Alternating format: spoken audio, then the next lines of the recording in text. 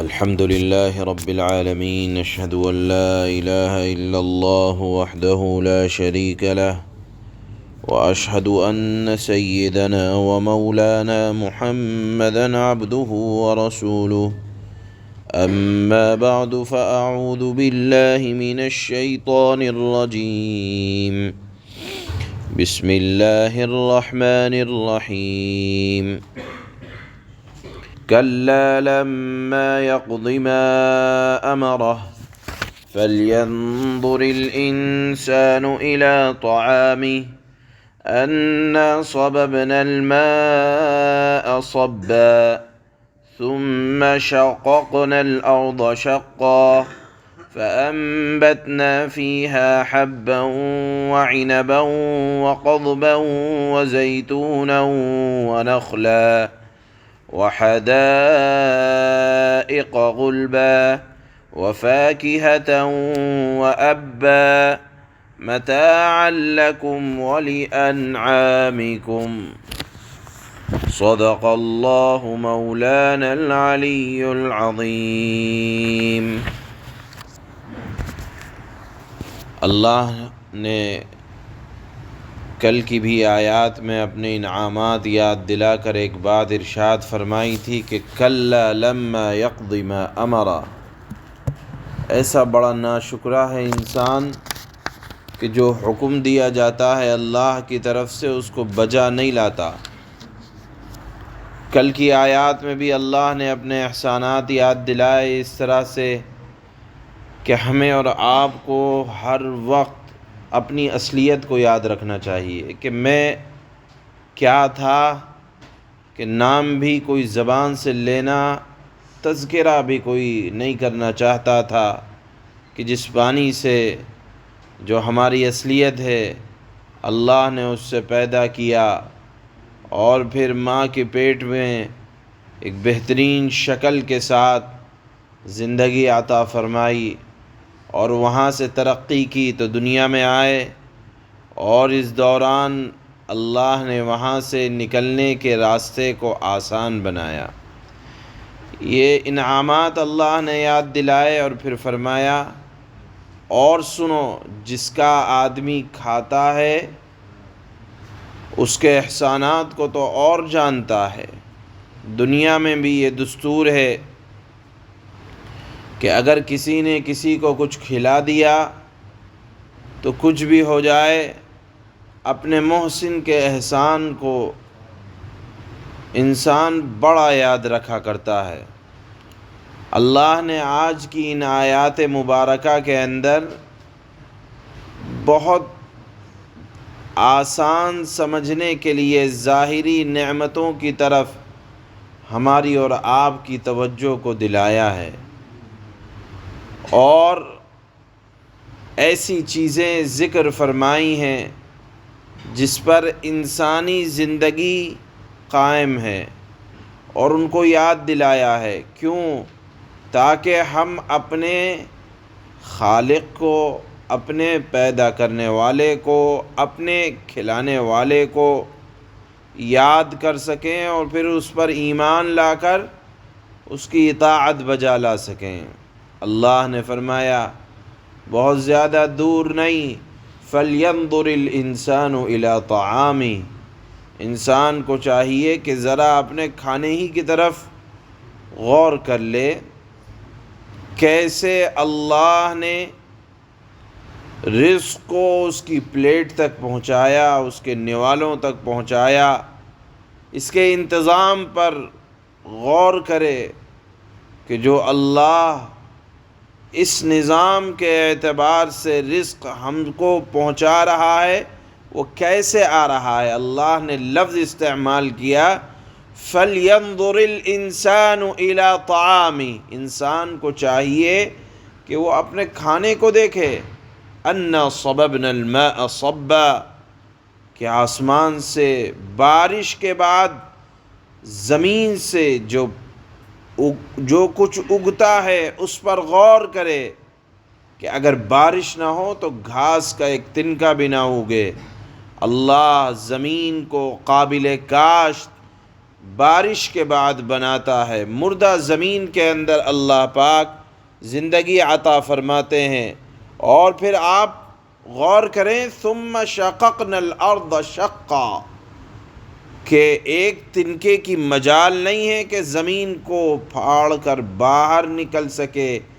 ایک ایسا تنکا یا ایک ایسا ریزہ زمین سے نکلتا ہے جو بظاہر اتنا کمزور ہوتا ہے کہ اگر آپ اس پر پیر رکھ دیں تو آپ کی پیر کی سختی کی وجہ سے وہ مسل جاتا ہے، لیکن وہی ریزہ یا وہی بال کی طرح باریک ایسی زمین کو پھاڑ کر نکلتا ہے۔ اس کو اللہ نے ذکر فرمایا کہ پانی برسایا ہم نے زمین پر۔ اول تو اگر پانی نہ برسے تو کھیتیوں کو ترقی نہ ملے۔ زمین کے اندر سے بھی اگر اللہ پانی کو غائب کر دیں، نمی کو غائب کر دیں، تو تب بھی قحط سالی آ جایا کرتی ہے۔ چلو بارش ہو گئی اور بارش کے بعد زمین قابل کاشت ہو گئی، اب بھی غور کرو کہ کس عجیب انداز سے اللہ نے زمین کو پھاڑ کر ایک کونپل کی شکل میں درخت کی یا بیل کی یا پھل پھول کی شروعات اللہ زمین سے کرتے ہیں۔ پھر آپ دیکھیں، زمین ایک ہے، پانی ایک ہے، اللہ نے آسمان سے برسایا، وہی زمین ہے، لیکن فَأَنبَتْنَا فِيهَا حَبًّا وَعِنَبًا وَقَضْبًا وَزَيْتُونًا وَنَخْلًا وَحَدَائِقَ غُلْبًا وَفَاكِهَةً وَأَبًّا۔ اتنی ساری چیزیں اللہ نے ذکر فرمائی کہ دیکھو، زمین ایک، پانی ایک، ہوا ایک، سورج ایک، دن ایک، رات ایک، لیکن کہیں اس پانی اور زمین سے اناج کی کھیتیاں ہو رہی ہیں، کہیں جو اور جوار اس زمین سے نکل رہا ہے، کہیں چنا اور باجرہ اللہ اس زمین سے نکال رہے ہیں۔ کیوں کہ کھانے کے کام تو انسان کے آ رہے ہیں۔ اور پھر آپ سنیں، کہیں دانہ غلہ نکالا اور پھر اسی زمین سے وَعِنَبًا، اللہ نے انگور کے باغات اگائے۔ اس انگور میں غذائیت بھی ہے کہ صاف کر کے ایسا شاندار کہ انسان اگر اب اس کو کھائے تو غذا کا کام بھی ہے، لذت بھی ہے، خوش ذائقہ بھی ہے۔ اور پھر اس انگور کے شیرے اور رس سے نہ جانے کتنے کام میں آتا ہے۔ اللہ نے پھر آگے فرمایا وَقَضْبًا، کہ انگور بھی کی کھیتیاں، انگور کے باغات اور ترکاری کہ گاجر، مولی، نہ جانے کیا کیا، کہ کچھ تو کچی کھائی جاتی ہیں، کچھ سبزیاں پکا کر کھائی جاتی ہیں۔ اور اللہ نے فرمایا وَزَيْتُونًا، کہیں زمین سے اللہ نے زیتون کو نکالا۔ زمین ایک، ہوا، پانی، فضا سب کچھ ایک، لیکن کہیں زیتون ہو رہا ہے، کہیں زیتون کا درخت ہو رہا ہے۔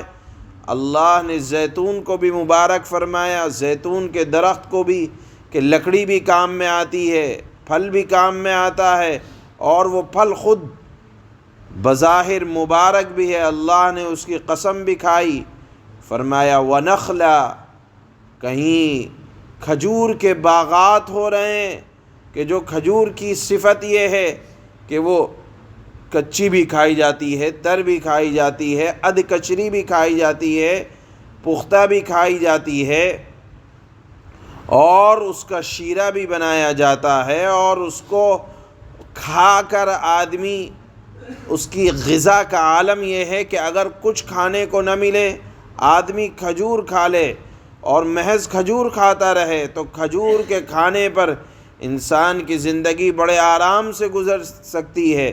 اللہ نے کھجور کے اندر غذائیت بہت زیادہ رکھی ہے، اسی لیے یہاں اللہ نے فرمایا کہ غور کرو اپنے کھانے کے اوپر، کہ زیتون کے درخت، زیتون کا پھل، اسی مٹی سے، اسی پانی سے اللہ نے بنایا اسی مٹی اور پانی سے کھجور کے باغات اگائے کہ جو کھجور کی صفت یہ ہے کہ وہ مہینوں رہ سکے، دور دراز کے ملکوں میں اس کو پہنچایا جاتا ہے، خشک، گدری، ہر طرح کی کھجور استعمال میں آتی ہے۔ اور پھر اللہ نے فرمایا اسی کا کیا ذکر، وحدائق غلبا، گنجان باغات پیدا کیے، یعنی ایسے باغات کہ جو آپس میں ملے جلے ہیں، بھرے پڑے ہیں، بھرے پورے بھی ہیں کہ اپنے اعتبار سے لدالد ان کے اوپر پھل آتے ہیں، وفاکہہ وابا، اور میووں کو اللہ نے ایک جملہ بول دیا کہ جس میں سارے میوے آ گئے۔ میووں کا شمار اخروٹ، بادام یا جو غذائیت والے میوے ہوتے ہیں اس پر آتا ہے یا تمام پھلوں پر آتا ہے۔ پھر اللہ نے فرمایا وَأَبَّا، یہ تو تمہارے لیے کھانے کا ہوا، جو اللہ تمہارے کھانے کا انتظام کرتا ہے اسی طرح تمہارے پاس جو جانور ہیں ان کے بھی کھانے کے لیے اللہ نے زمین سے خودرو گھاس، چارہ، جھاڑ اور صحرائی درخت اللہ نے پیدا کیے کہ جو جانور کے، چوپاؤں کے، گائے بیل کے، اونٹ کے، بکروں کے اور نہ جانے کن کن جانوروں کے کام آتے ہیں۔ اگر اللہ اس صحرائی گھاس کو ختم کر دے تو پھر اونٹ، گائے، بیل، بکری جن سے ہم اور آپ ابھی تک بھی فائدہ اٹھاتے ہیں، کسی سے دودھ کی شکل میں، کسی سے اون کی شکل میں، کسی سے ان کے اعضاء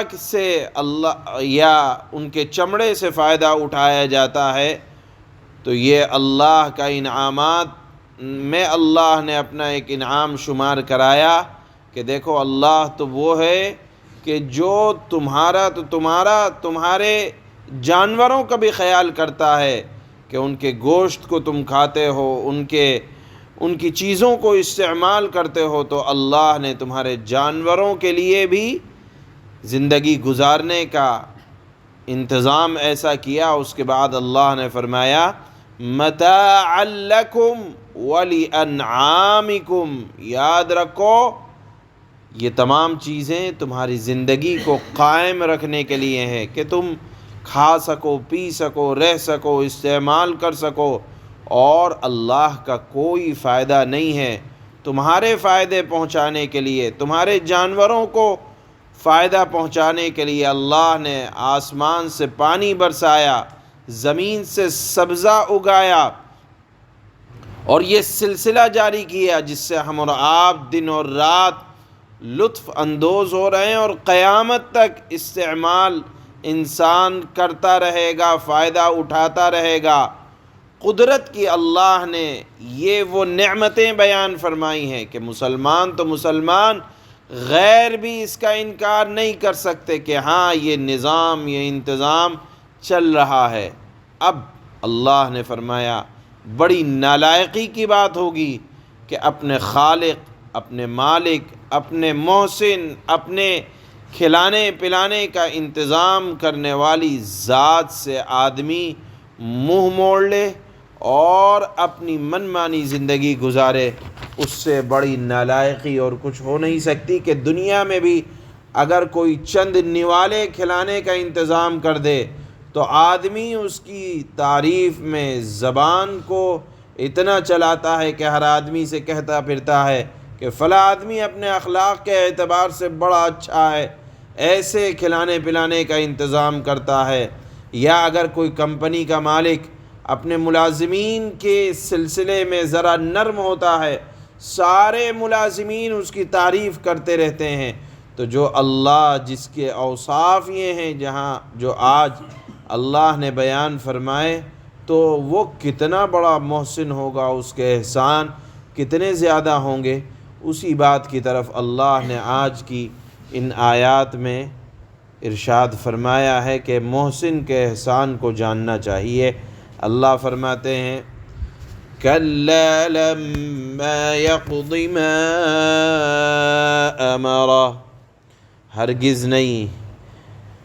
جس بات کا اللہ نے انسان کو حکم دیا تھا ابھی تک اس نے ان کو پورا نہیں کیا۔ بظاہر اس سے مراد نافرمان انسان ہی ہو سکتے ہیں، اور اگر مسلمانوں کے اندر بھی نافرمانی ہو تو اللہ نے ان کو بھی مخاطب کیا اور فرمایا فَلْيَنظُرِ الْإِنسَانُ إِلَىٰ طَعَامِهِ، پھر ذرا انسان اپنے کھانے ہی کو دیکھ لے۔ أَنَّا صَبَبْنَا الْمَاءَ صَبًّا، کہ ہم نے اوپر سے یعنی آسمان سے خوب پانی برسایا۔ ثُمَّ شَقَقْنَا الْأَرْضَ شَقًّا، پھر ہم نے زمین کو عجیب طرح پھاڑا کہ ایک ننھے سے پودے کی کونپل کو اتنی بھاری زمین کو پھاڑ کر وہ کونپل باہر نکل آتی ہے۔ یہ اللہ تعالیٰ کی قدرت پر ایمان لانے کے لیے کافی ہونا چاہیے۔ ایک پودے کی پیدائش یہ اللہ پر ایمان لانے کے لیے کافی ہونا چاہیے۔ اس کو اللہ نے فرمایا کہ ہم نے زمین کو عجیب طرح پھاڑا۔ فَأَنبَتْنَا فِيهَا حَبًّا، پھر ہم نے اس کونپل میں سے یا اس زمین میں سے ہم نے اس میں غلے اگائے۔ وَعِنَبًا وَقَضْبًا، غلے میں تمام آ گئے، باجرہ، گیہوں، چاول، تمام غلہ جات۔ وَعِنَبًا وَقَضْبًا، اور انگور اور ترکاریاں اگائیں۔ وَزَيْتُونًا وَنَخْلًا، زیتون اور کھجور کو اگایا۔ وَحَدَائِقَ غُلْبًا وَفَاكِهَةً وَأَبًّا، اور گھنے گھنے باغات اگائے۔ پانی ایک، ہوا ایک، فضا ایک، زمین ایک، لیکن باغات الگ الگ، اور سب آپس میں اللہ کی قدرت کی نشانی کا پتہ بتاتے ہیں۔ وَفَاكِهَةً وَأَبًّا، تمام میوے اور چارہ اللہ نے زمین سے اگایا۔